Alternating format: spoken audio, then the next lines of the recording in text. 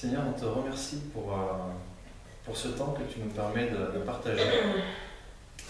Viens bénir notre étude, que ton Esprit Saint nous remplisse pour celle-ci. Et puis viens bénir aussi les frères et sœurs qui la regarderont à travers la caméra. Oui. Amen. Alors, la dernière fois, du temps que vous étiez malade, on avait parlé. Oui. Merci de prier pour sœur Elisabeth qui est malade. Normalement, le temps que la vidéo soit mise en ligne, tu devrais te guérir quand même. Oui. Sinon, c'est grave.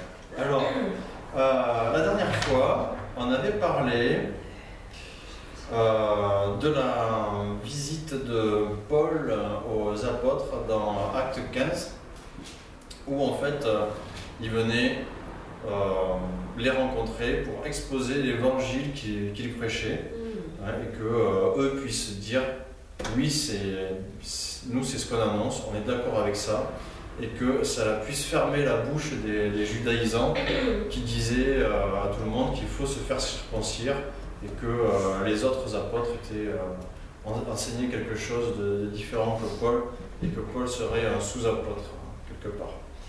Donc voilà Paul qui va à Jérusalem, qui rencontre certains des apôtres et qui tombe tout à fait d'accord sur le fait de l'enseignement de Paul et lui assure de leur soutien. Et à Jérusalem en même temps, Paul y était allé avec Timothée, il me semble. Il me semble que c'était avec Timothée qu'il était allé. Et Timothée, donc lui, il est grec d'origine. Et en fait, à Jérusalem, il y a des personnes qui voulaient que Timothée soit circoncis. C'est bien Timothée ou c'est... Oui, c'est Timothée. Ouais, c'est Timothée. Ouais. Parce que j'arrive pas à... Je suis là avec mes yeux, je cherche, mais ça ne trouve pas. donc Timothée, voilà. Et le fait qu'il soit allé avec Timothée, on avait dit que c'était vraiment quelque chose qui prouve que les apôtres ne sont pas du tout des judaïsants, les apôtres de Jérusalem qu'il allait rencontrer. Parce que si c'était le cas, ils auraient dit lui, il ne rentre pas là dans notre salle de réunion. C'est pas Timothée, c'est Tite. Ah, c'est Tite, voilà, j'hésitais. Donc Tite, ils auraient dit Tite, il ne rentre pas dans la salle de réunion, il faut d'abord le circoncire. Et donc c'était vraiment un test de l'emmener. Et le test réussi avec succès, donc il ne peut pas être réussi avec échec, c'est pas possible. Donc un test bien réussi. Et du coup, là-bas, il y avait on s'est arrêté au chapitre sur la fermeté, parce que donc là-bas, il y avait des judaïsants qui voulaient que Tite soit circoncis. Et donc Paul leur a résisté, et les apôtres n'ont pas, eux, demandé à ce que Tite soit circoncis. Voilà. Et ils ont résisté, pas simplement pour résister, mais pour que notre foi ne soit pas vaine. Parce que s'ils avaient cédé, ça veut dire qu'on peut admettre qu'il faut autre chose pour être sauvé que le sacrifice de Jésus. Ah oui, mais en plus, c'est que la politique Voilà, donc là on a été là, et puis là on va passer donc à l'accord. Donc l'initiative de reconnaître la validité du ministère de Paul et de Barnabas est prise par Jacques, Pierre et Jean. Marie-Lucie, je ne sais pas si tu as compris la semaine dernière, mais tu as le droit d'intervenir à tout moment pour poser des questions ou quoi que ce soit. Ou faire des remarques si jamais on se trompe, ça peut arriver. Donc voilà, l'initiative de reconnaître la validité du ministère de Paul et Barnabas est prise par Jacques, Pierre et Jean. Il fallait que ceux qui propagent le message soient unis sur le contenu de celui-ci. Donc,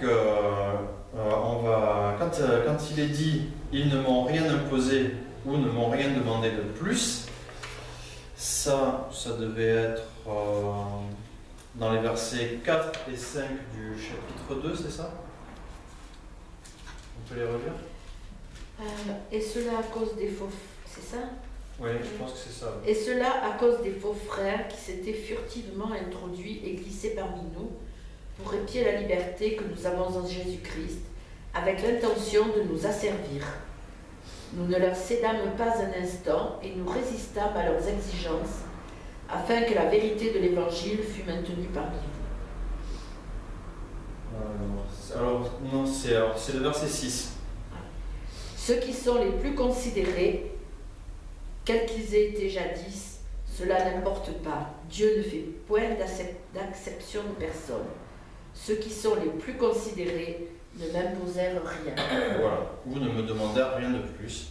C'est le même évangile pour les juifs et les païens, tout en admettant que Pierre est envoyé chez les circoncis et Paul chez les incirconcis. Les dirigeants de Jérusalem se sont rendus compte que le message prêché par Paul était le même qu'ils annoncent aux Juifs, dont les faits essentiels se trouvent en 1 Corinthiens 15, 3 à 7. Est-ce que tu peux me le lire? 1 Corinthiens 15, 3 à 7.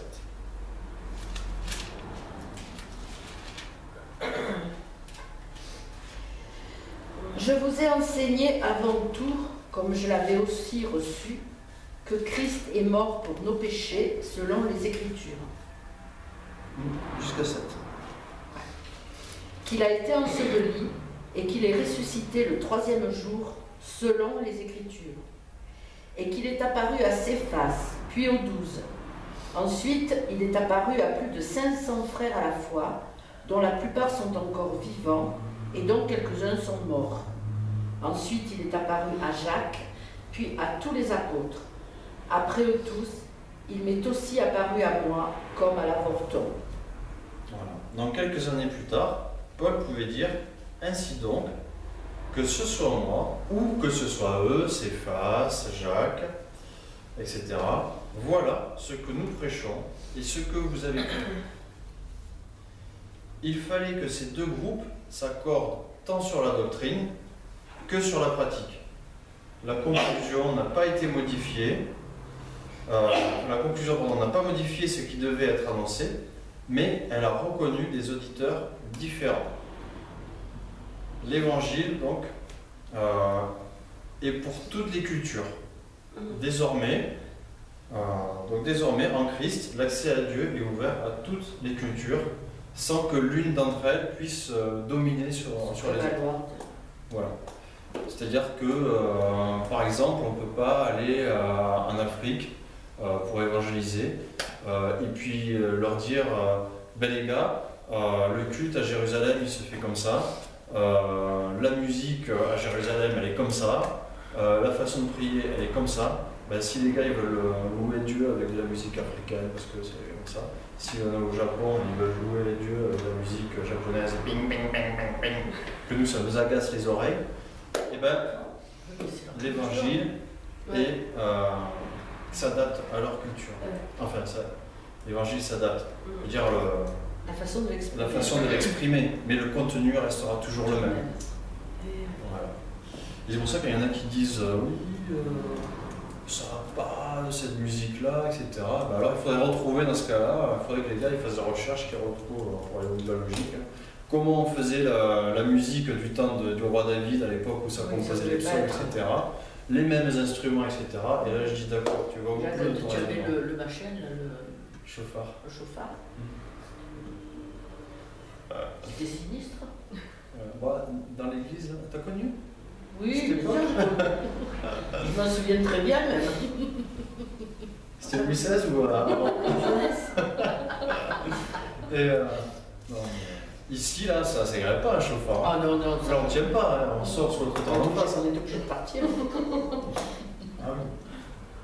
Alors. Non, mais je sens qu'il y en a qui vont dire oui, mais non, mais c'est n'importe quoi, on ne sait pas la langue du chauffard. Si ça peut écarter les murs. Ah oui, si ça pouvait écarter les murs, on le ferait tout de suite. Donc, il fallait que... alors voilà, donc cet accord est d'autant plus remarquable quand nous considérons qu'il est intervenu avant le premier voyage missionnaire de Paul, avant qu'il ne se soit forgé une réputation incontestable sur le plan théologique. À l'époque, Paul n'était qu'un provincial peu connu, si on peut dire. Enfin, un peu connu. Il était quand même connu, mais Oui. que des juifs. Voilà. Ouais, et puis sous le nom de Paul, quoi, parce que Saül. c'était surtout ce nom-là qui était connu et redouté, quoi. Donc, manifestement, malgré cet accord conclu sur la doctrine, mais aussi sur le statut de la circoncision avec les apôtres à Jérusalem, en acte 11, cela n'a pas dans l'immédiat résolu le problème des judaïsants qui ont continué à répandre leurs idées. Cela se fera seulement suite au concile de Jérusalem raconté en acte 15. Cette rencontre a évité de justesse le danger de voir circuler deux évangiles différents dans l'Église. Dans l'histoire de l'Église, on peut constater à d'autres occasions que les dangers n'ont pas toujours pu être écartés. Alors la conclusion de ce chapitre, non, je sais.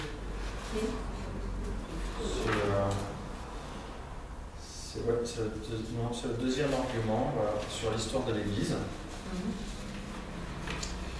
Eh bien, c'est que nous constatons au moins trois résultats de cette rencontre à Jérusalem. Les apôtres de Jérusalem n'ont rien ajouté à l'évangile prêché par Paul. Il y a seulement un évangile pour tous les temps. Les formes de présentation peuvent varier, mais pas le contenu.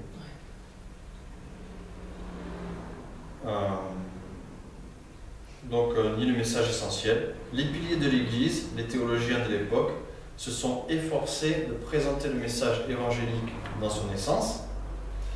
Et nos pratiques d'Église peuvent varier. Nos méthodes dans la mission peuvent varier. Par exemple, quand on va évangéliser, on ne fait jamais la même chose. Des fois, on chante, des fois, on distribue des prospectus, des fois, on va prier pour les gens. Ça dépend. Et puis, dans d'autres pays, ça se fera différemment, j'imagine. Mais, par contre, il est indispensable qu'il y ait un accord sur le contenu non négociable de l'évangile. Ça, par exemple, quelqu'un qui arrive et qui nous dit les gars, maintenant, il faut faire le culte tous les samedis parce que sinon, si vous le faites le dimanche, vous irez en enfer. Alors, non, on dira non. De toute façon, on s'en fout, le culte, tu le fais comme tu veux. Oui. Voilà. On a décidé que c'était le dimanche, pourquoi pas, mais ça pourrait être n'importe quel jour de la semaine. Et voilà, il y a des églises, ils le font un coup le dimanche, un coup le samedi. Dans les églises catholiques, ils font la messe le samedi soir. Il y en a, ils font ça. Samedi matin aussi. Le matin. Non, mais parce qu'il y a beaucoup de gens qui ne peuvent pas aller à la messe le dimanche matin, ils font une messe le samedi soir. Oui. Moi, je connaissais des gens qui n'allaient à la messe que le samedi soir. Comme ça, le dimanche matin, ils étaient tranquilles. Ça, c'est une convention. Mais il y en a qui vont dire qu'il faut faire ça parce qu'il faut respecter le Shabbat du vendredi au samedi. Donc tu fais ton culte. Ils ont juste oublié les paroles de Jésus que le Shabbat, l'homme est fait pour le Shabbat. Le Shabbat est fait pour l'homme et non l'homme pour le Shabbat. Alors c'est un exemple, il y en aurait plein d'autres. On ne va pas tous les citer, sinon on ne finira jamais. Voilà, enfin quand il y a un truc comme ça qui nous dit que le sacrifice de Jésus apparemment ça ne suffit pas, il faut aussi respecter ci, ça. Là on dit. De toute façon, il n'a jamais dit qu'il fallait respecter. D'ailleurs, il n'a jamais institué quoi que ce soit, Jésus. Il a transmis son message, mais il nous a pas dit qu'il faut faire comme ça. Il nous a laissé libre. Ouais. Alors. C'est pas toujours facile. Non, oui, c'est des fois on a tendance à vouloir faire ce. C'est ce qu'on disait hier à l'étude biblique active, que des fois, en tant qu'humain basiquement basique, on aimerait bien des fois qu'ils nous disent qu'il y ait des règles, voilà. Mais non, il n'a pas prévu. Enfin, il a pas. Comme ça on peut se dire, là j'ai fait, on coche, c'est bien, je mérite une médaille. Là, il nous a donné aucune obligation. Ce qui fait qu'on ne peut pas se glorifier. On peut juste dire Seigneur, je me place en toi et voilà. Je sais que si je te fais confiance, je te laisse agir, ce sera bien. Ça ne peut pas se glorifier d'avoir coché toutes les cases. tout checker. Donc il faut voilà, pas tolérer d'autres évangiles ni un ajout qui pourrait y avoir. Donc ça c'est chapitre 2 verset 3 et puis acte 15 1. Tu veux qu'on lise acte? Oui, Galates 2 verset 3 et puis acte 15. Galates 2 verset 3. Mais Tite, qui était avec moi et qui était grec, ne fut pas même contraint de se faire circoncire. Voilà. C'est tout. Et puis acte 15 verset 1. Alors. Je sais pas pourquoi tu notes le 10 parce que Et après, il me fait une photocopie. Certes, mais Le 15, ça m'aide à me Si, concentrer. Au 15 combien? 15 verset 1. Mais moi, surtout, je note surtout les versets comme ça, c'est faux. Quelques hommes venus de la Judée enseignaient les frères en disant: si vous n'êtes circoncis selon le rite de Moïse, vous ne pouvez être sauvés. Ah oui. Donc, les apôtres et Paul se sont mis d'accord sur le bien fondé et le statut de la circoncision. Voilà, c'est l'ancienne alliance, sans plus. Et les apôtres à Jérusalem ont manifesté leur accord et leur communion avec Paul, bien que Paul insiste sur le fait que l'évangile qu'il prêche ne dépend pas du tout de Jérusalem ou des apôtres de Jérusalem. Il reconnaît quand même qu'il ne peut pas œuvrer efficacement sans l'accord, je ne vais même pas dire sans l'accord, mais sans la reconnaissance des autres apôtres, comme quoi c'est le même évangile. Voilà. Et c'est pour ça que la main d'association de la part de ceux-ci, c'est important pour lui. Parce que sinon, il risquerait d'y avoir deux évangiles différents. Et c'est dans ce sens-là qu'il aurait couru pour rien. Parce que si quelque part il y en a qui se laissent détourner alors que lui il prêche droit, ben, l'Église elle n'ira pas bien. Donc Paul reconnaît ailleurs que de telles rencontres peuvent être laborieuses. En écrivant aux Éphésiens, il explique que les différents ministères dans l'Église peuvent de l'Évangile. Donc ça c'est Éphésiens 4, verset 13. Jusqu'à ce que nous soyons tous parvenus à l'unité de la foi et de la connaissance du Fils de Dieu, à l'état d'homme fait, à la mesure de la stature parfaite de Christ. 13 ans. Ah oui, en fait, il aurait fallu prendre au début. À 12 ans. Ouais. Pour le perfectionnement des saints, en vue de l'œuvre du ministère et de l'édification du corps du Christ, jusqu'à ce que nous soyons tous parvenus à l'unité de la foi et de la connaissance du Fils de Dieu, à l'état d'homme fait, à la mesure de la stature parfaite de Christ. Donc il y a divers ministères, que ce soit les évangélistes, les pasteurs, les docteurs de la loi, les prophètes, qu'est-ce qu'on a d'autre, hein? Les enseignants. Les enseignants. Les apôtres, les docteurs. Ouais. Bon, bah, tout ça, ça doit conduire au même évangile. Donc il est intéressant de relever que 4 des 6 hommes en présence dans cette réunion ont rédigé ensemble les 21 livres du Nouveau Testament. Ils ne sont pas rédigés ensemble, mais c'est eux qui ont principalement rédigé ces bouquins-là. Pierre, Paul, il y avait Tite, il y avait Jacques. Et Tite, il a rien écrit. Si. Ah non, c'est à Tite. Tite, c'est une lettre. Oui, c'est une lettre. Et Jacques, c'est le Jacques, le Voilà, frère de Jésus, Il y avait. pas l'apôtre. Alors oui, le frère de Jésus qui était chef de Il était l'Église. chef de l'Église. Donc il y avait Paul, il y avait Jacques, Pierre, Jean. Barnabas, je crois pas qu'il a écrit. Barnabas n'a pas écrit non plus. Non. Donc, oui, 4 des 6 hommes en présence. Voilà, donc il y en a 4. Donc c'est ces 4-là. Il s'agit en effet donc d'une chose sérieuse et de grandes conséquences. la mort du Fils de Dieu, qui a été fait chair par la volonté et sur ordre de Dieu, qui a été crucifié et qui est mort pour les péchés du monde entier. Si la foi cède sur ce point, alors cette mort du Fils de Dieu est vaine. Voilà.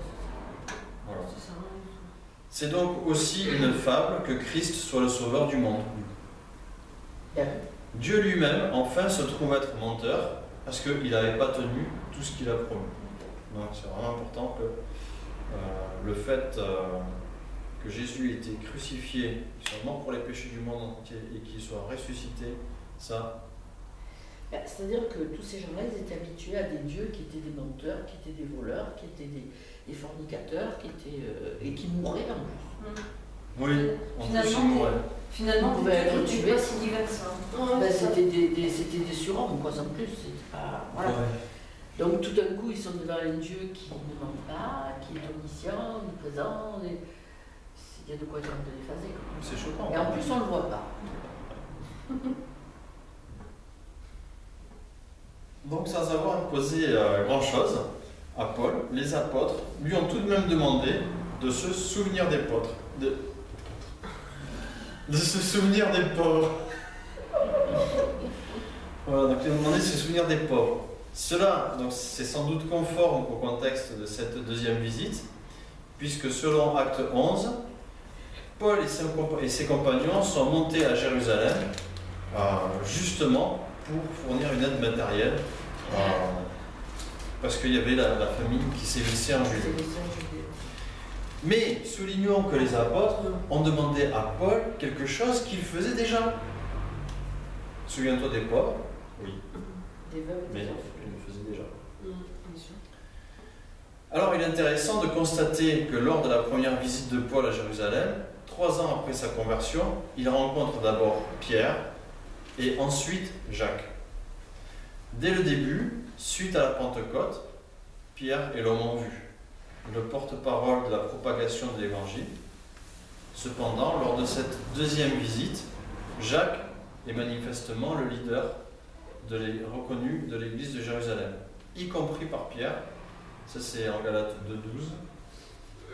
Tu fais combien? Le Galates 2.12. 2, 12.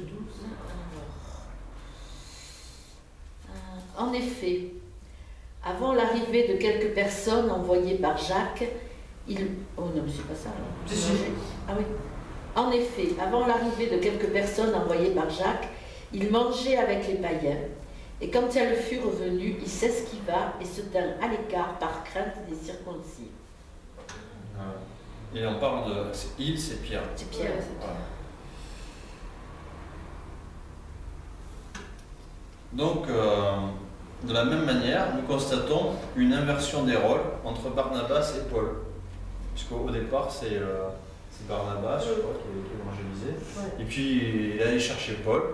Et puis, finalement, c'est Paul qui a été placé par Dieu voilà, je vais dire la guidance, dans la conduite des événements, quoi.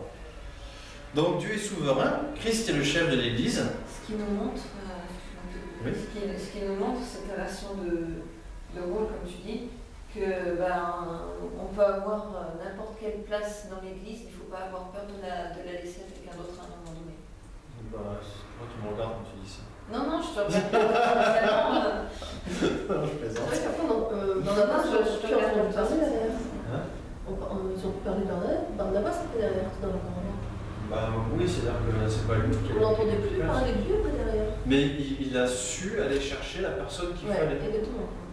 Et probablement même que l'Esprit Saint. On l'a bien guidé. Bah, il a dû continuer son évangélisation. Oui, Je pense que l'Esprit Saint lui a dit va chercher Paul, il fera. Puis après, chacun a suivi son chemin. Et ce qu'il y a, c'est que Paul a écrit. S'il n'avait pas écrit ses épîtres, on n'en saurait pas plus que sur Barnabas. Hein. C'est vrai, c'était un lettré, Paul, c'est ça? Puis surtout, comme je disais, je pense que Barnabas aussi n'a pas eu la réaction, comme on peut le voir chez certaines personnes des fois, malheureusement, de dire non mais attends, t'es bien intime, j'étais là avant toi. Ouais. Comme le gars de la porte. Le gars de là. Pardon.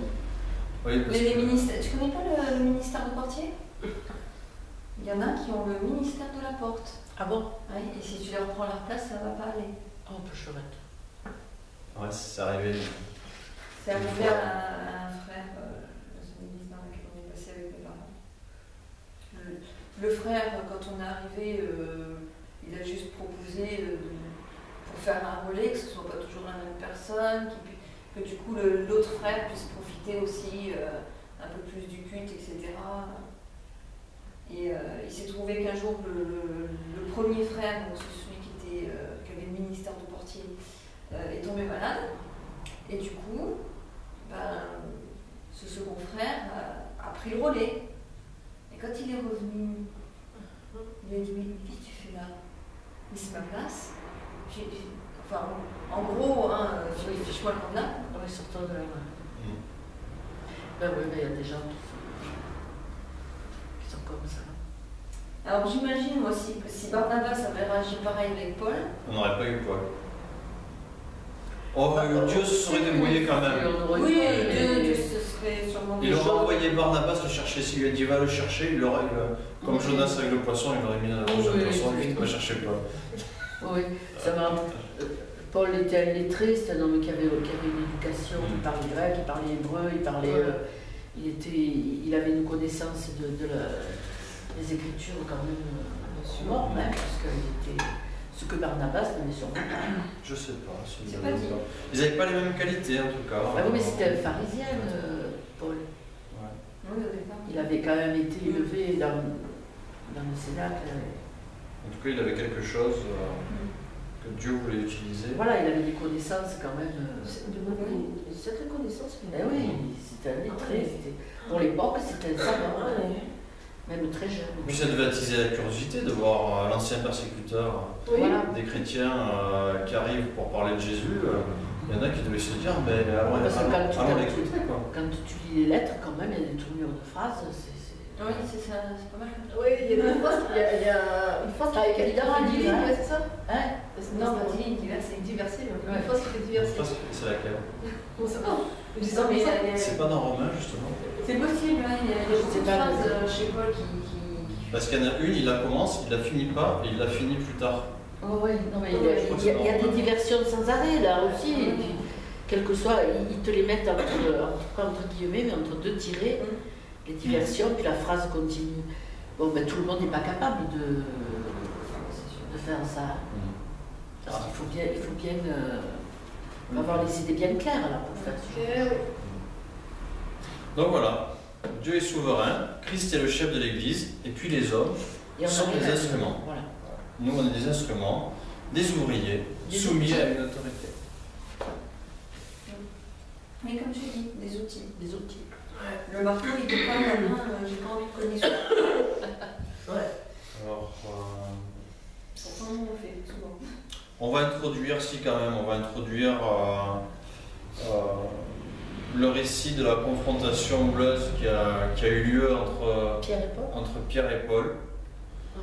On va juste l'introduire et puis on continuera la prochaine fois, dans 2 semaines. En attendant, entre-temps, mon papa nous fera.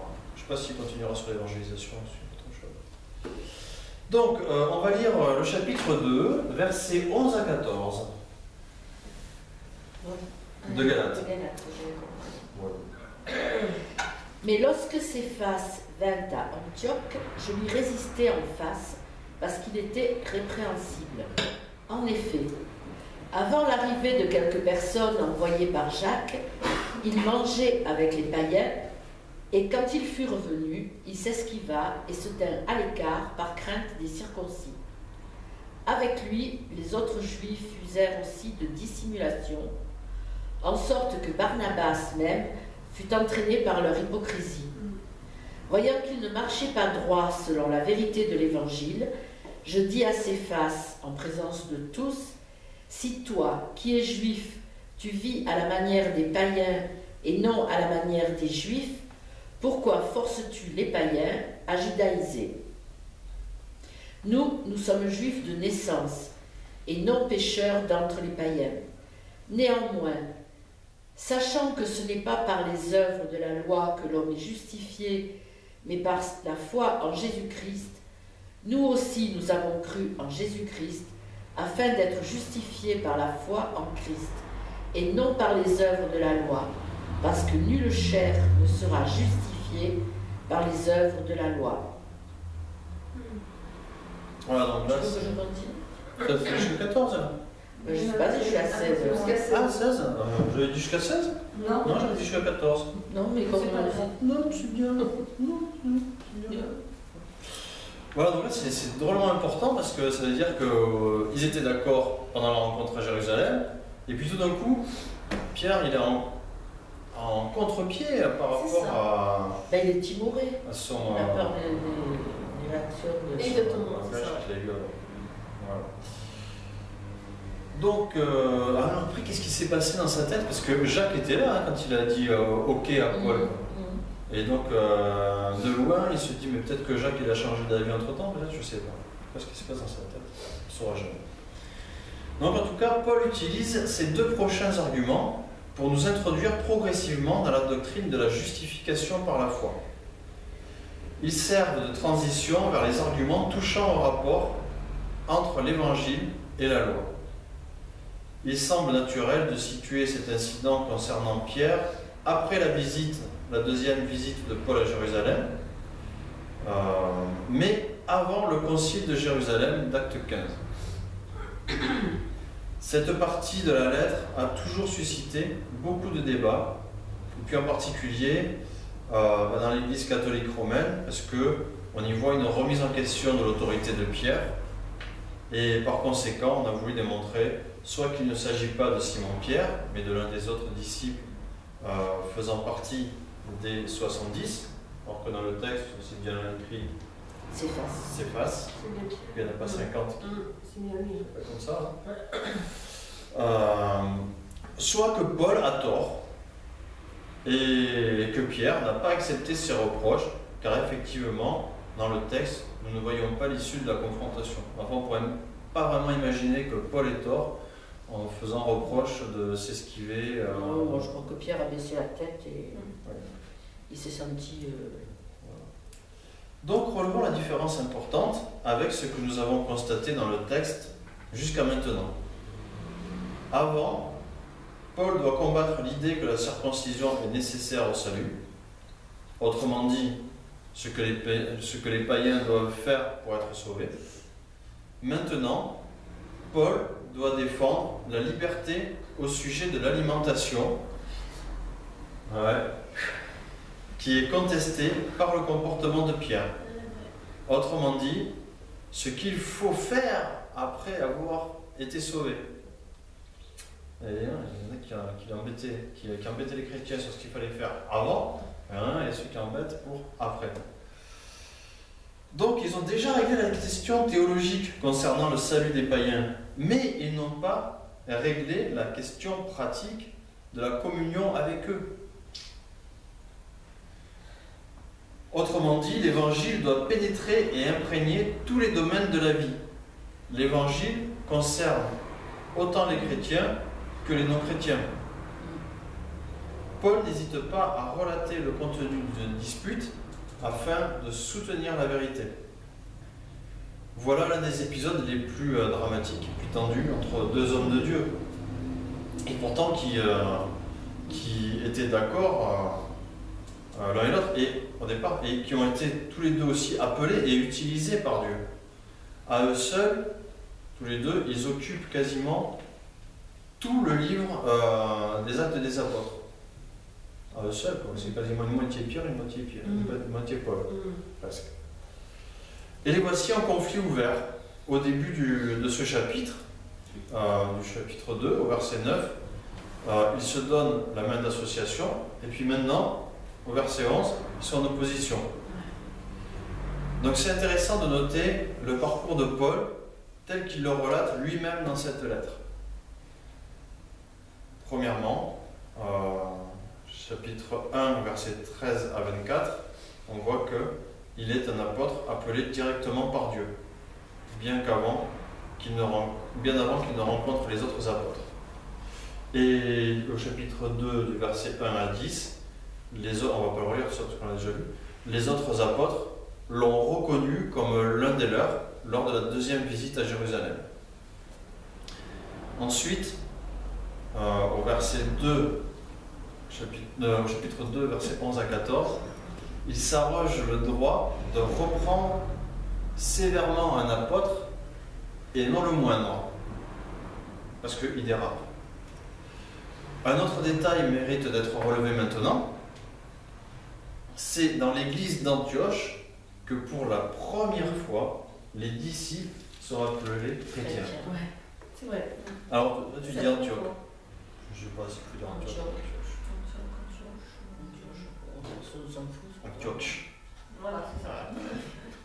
Donc, les disciples voilà, sont appelés chrétiens pour la première fois. Et cette église fondée et centrée sur l'évangile démontre aussi bien ce qui est nécessaire pour le salut comme pour la communion. Voilà, donc on va s'arrêter là pour ce soir. On va faire des petites copies.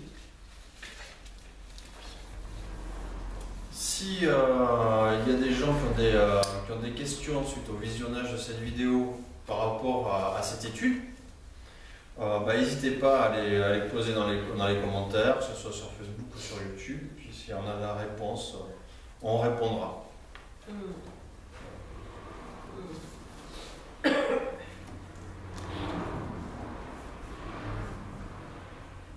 Merci. Pas de questions? Non. Tu veux prier, Gladys ou... Ouais, vas-y, Gladys. Seigneur, merci pour cette étude. Ouais. Merci de nous parler chaque semaine au travers de ces études, de nous montrer ce que les attitudes qu'on peut avoir qui ne sont pas forcément selon ce que tu voudrais qu'on fasse. Seigneur, merci de travailler nos cœurs pour nous rendre compte quand j'ai envie de dire, quand on glisse, et avoir l'humilité de reconnaître que oui, on a fait une bêtise, puis de revenir dans ce que tu veux qu'on fasse, Père, dans le nom de Jésus. Amen.